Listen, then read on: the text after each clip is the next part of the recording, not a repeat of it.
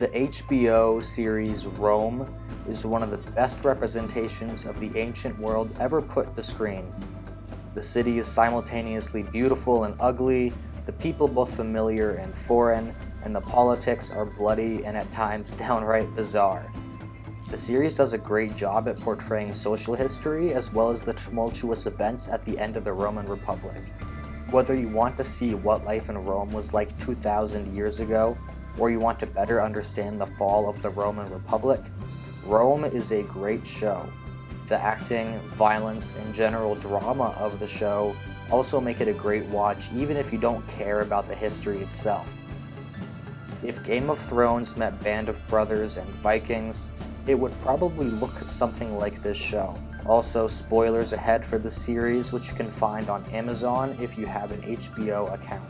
Prominent historical figures like Julius Caesar, Mark Antony, and Augustus all feature heavily in the show, but interestingly, none of them are the main characters. That honor goes to a pair of Roman legionaries, Lucius Vorenus and Titus Pullo. Throughout the plot, these two play a part in some of the most important events of the era, and in many ways act like Mark Wahlberg's character in Patriots Day, always around when the action happens. It would be no surprise to most that for these guys to feature this heavily in Roman events, they must be made up story elements. And of course, that's mostly right. Lucius was never a senator, and Pullo never met Cleopatra, but believe it or not, these guys actually did exist in real life. Even more interesting, we know about them because of Julius Caesar himself, who wrote about the pair. His writings, of course, are not nearly as extravagant as the characters in the series. In this video, I'm going to look at the historical accounts of Lucius and Titus, compare it with how they're portrayed in the series, and I'll be looking at what it gets right and wrong. So let's start with the version of Lucius Vorenus and Titus Pullo we see in HBO's Rome. I won't go into too much detail here since that would just become a summary, but I'll look at the main points of these two characters. Their story starts with Caesar's wars in Gaul, where Lucius is a centurion and Titus is a rowdy soldier in the 13th Legion. Titus ends up getting court-martialed, but he gets a chance of redemption when Lucius offers him a chance to go on a mission to rescue a golden standard that was stolen. The two have very different personalities, with Lucius being very conservative and buttoned up, and Titus being a rowdy rule breaker. Over the course of the show, they become closer, however, and eventually become friends. By the end of the show, Pullo falls in love with a slave girl, steals the whole Roman treasury, mentors a young Octavian, fathers a child with Cleopatra, and even kills Cicero. Vorenus becomes a senator, witnesses his wife commit suicide, becomes the head of a criminal syndicate, has his children sold into slavery, and serves as lieutenant for Mark Antony. All of this makes for great TV, but unfortunately, it doesn't fully line up with the historical record. Surprise, surprise. Doesn't fully line up is an understatement, although to be fair, we don't actually know much about these guys. The historical record for Lucius Vorenus and Titus Pullo is all contained in one chapter in Julius Caesar's Commentari de Bello Gallicio. I think I pronounced that right, which in English means Commentaries on the Gallic War. This collection is, surprisingly, the commentary of Julius Caesar's experiences during the Gallic War, written by the man himself. The collection has many volumes, each with many short chapters. Pretty much the entirety of what we know about Pullo and Vorenus is from chapter 44 of the 5th volume of this work. I'll link it in the description if you want to read it for yourself. The chapter is only about 350 words, so I'm going to read the whole thing here. In that legion there were two very brave men, centurions, who were now approaching the first ranks, T. Pullo and L. Vorenus. These used to have continual disputes between them which of them should be preferred, and every year used to contend for promotion with the utmost animosity. When the fight was going on most vigorously before the fortifications, Pullo, one of them, says, "Why do you hesitate, Vorenus? Or what better opportunity of signalizing your valor do you seek? This very day shall decide our disputes."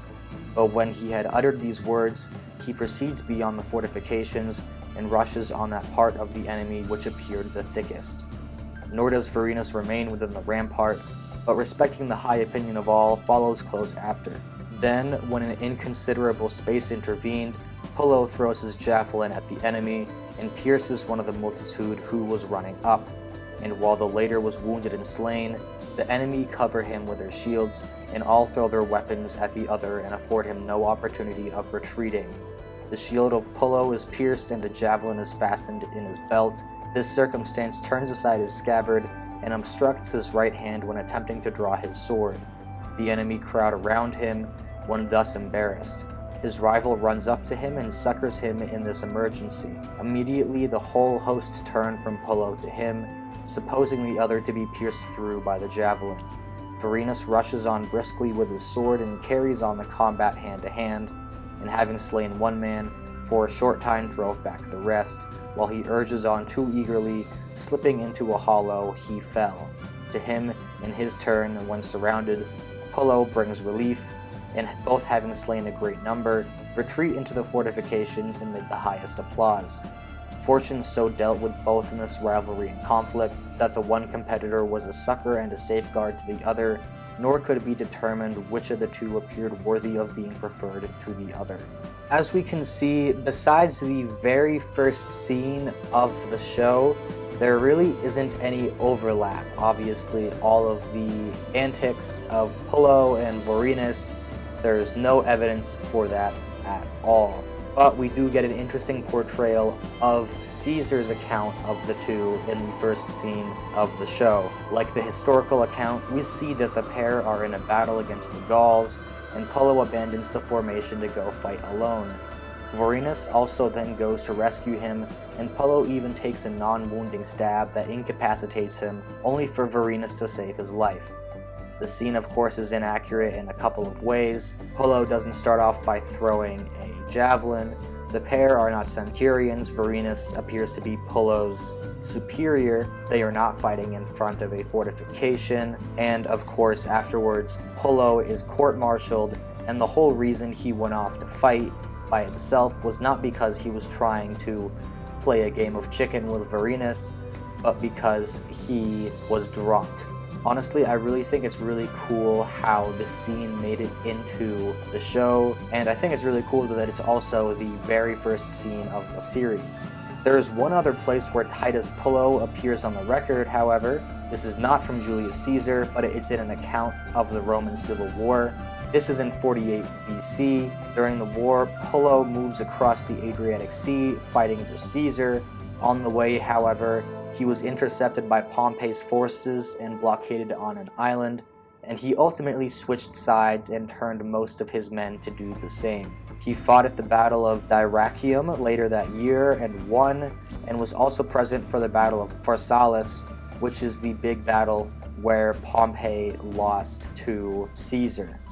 As we can see, there's pretty much no overlap between the historical record of the pair and what we see in the series besides that very first scene, and there was also the overlap of the fact that Pullo was in Greece during the Roman Civil War. I do think it's interesting, however, to note that this is a rare instance of regular people being mentioned in the historical record. No one knows when they were born, or where they were from, or who won the dispute of who was better between Pullo and Vorenus. Most of their lives are lost to history, save for when they encountered Caesar at the right place and the right time. This is quite rare, and I actually think it's interesting that the creators of Rome decided to base their main characters off of these guys instead of just create totally fictional characters. Nonetheless, Vorenus and Pullo brought life to the HBO series, which did a great job of not just focusing on the great men of history, but also on the lives of everyone else. So that's it for this video, guys. Let me know if there's another historical character in popular culture that you want me to look at, and I will see you in the next one. Goodbye.